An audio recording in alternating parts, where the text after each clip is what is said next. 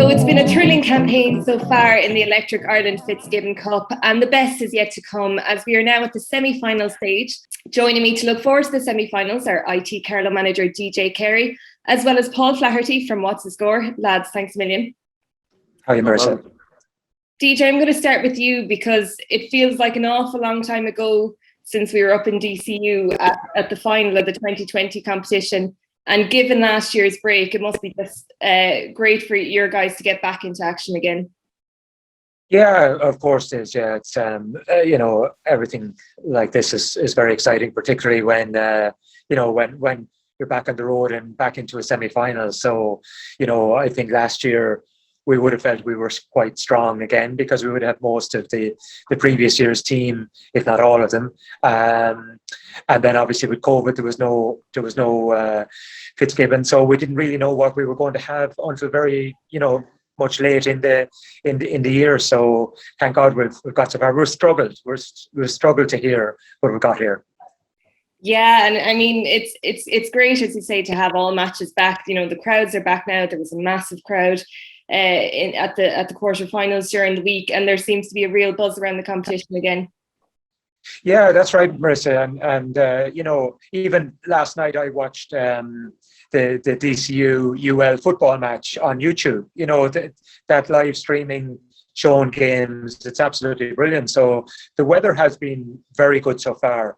We weren't able to field teams in the league competition, but I remember many years we won it 4 years in a row. But many nights it was absolutely lashing rain, wind, hail, everything. But so far so good with Fitzgibbon that most of the nights have been in pretty good weather with great crowds. And I was up in Galway, Waterford IT games, so it's great to have the crowds back. Paul, coming to you as a Galway man, you must be looking forward to the other Fitzgibbon semi-final this week, which sees GMIT taking on NUIG. It's been, maybe GMIT are flying a bit under the radar. They were in a 3-team group, came out of that strongly, and they're coming up against a very strong NUIG team. Yeah, it's great for Galway hurling that the two colleges are playing each other in the semi-final. I'm not sure when the last time they actually got to play each other, if they did get to play each other in the semi-final, so it's going to be very interesting. The two teams involved are very Galway, let's say, dominant. There's a lot in the NUI and GMIT teams. I think there's AJ Willis there from Tipperary on his corner forward for GMIT, and then Philip Hickey is corner forward for, and obviously Keane Lynch from Limerick as well with NUI. So it's mostly Galway, so it's a good sign. I'm sure Henry Shefflin is busy with the managers ringing him and all that good stuff. So like NUI, probably they had a tougher, they've been favoured since the start of the tournament, and they've had a harder group with wins over Mary I, UCC and UCD, so that none of them three colleges are easy to beat. And then they had just bet WIT last week in I think by 5 or 6 points. So they're in the semi-final and they'll be full of confidence. And while GMIT might have been in a group of 3, they topped it, and that they'll be very happy with that. I was actually at the Trinity College match, the first game, and they won by nearly 25 points. Unfortunately, Trinity were just didn't have the same talent that the GMIT lads have. So it's looking like it's going to be a good game between the two of them. Yeah, definitely. And it's on in Pearse Stadium as well, so you're kind of guaranteed a big crowd at that one. Yeah, it should be. I think there's rumours that it's Rag Week here in Galway as well, so I'm not sure will extra stewards have to be assessed to Pearse Stadium or not, but there should be a big crowd there and like a lot of people might take an hour or two off and work if they're working around Galway, and they might pop into Pearse Stadium because it's going to be, as GJ said, it's a great competition. Any college can kind of win on their day if they're prepared right, because it's hard to have, and I'm sure DJ knows, it's hard to have these lads training all the time because they're pulled in from so many different senior intercounty panels. So should be a good game. DJ, coming back to you and looking at your campaign so far, like you haven't had an easy group either. You've had Maynooth, CU, and then you came up against UCC in your quarterfinal, and I'm sure there was flashbacks to 2020 in that match as well. But it must have been great to get across the line.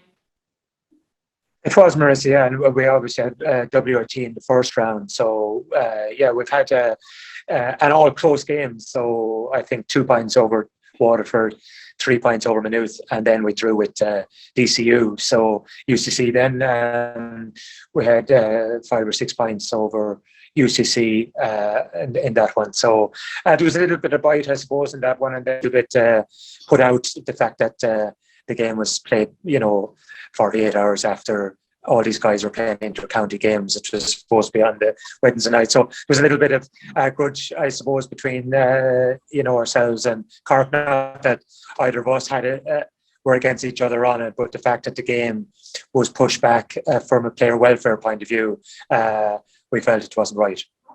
Yeah.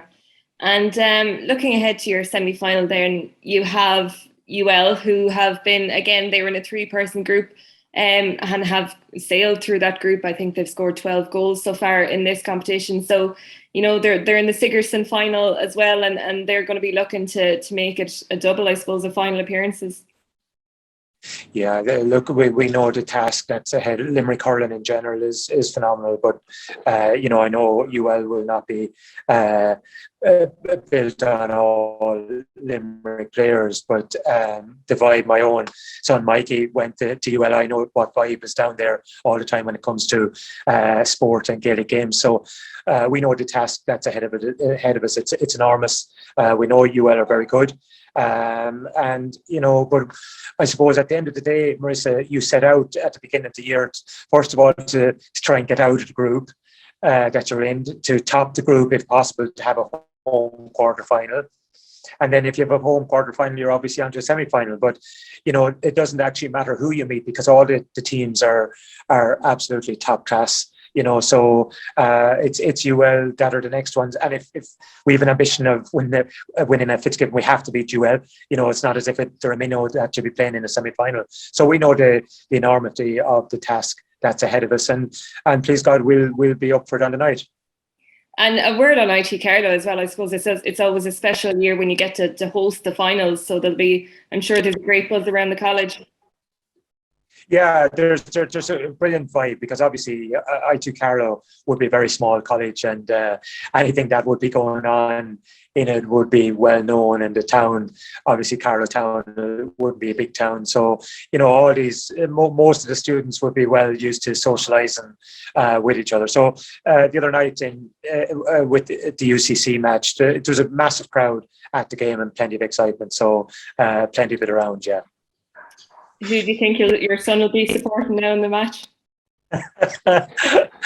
I don't know because he always loved going back to Limerick. It was his home for 4 years. So I'm not sure. I think it'll take a little bit of convincing because he wasn't a million miles off of winning the Fitzgibbon himself with UL. So I think these guys have a real loyalty to where to go to college.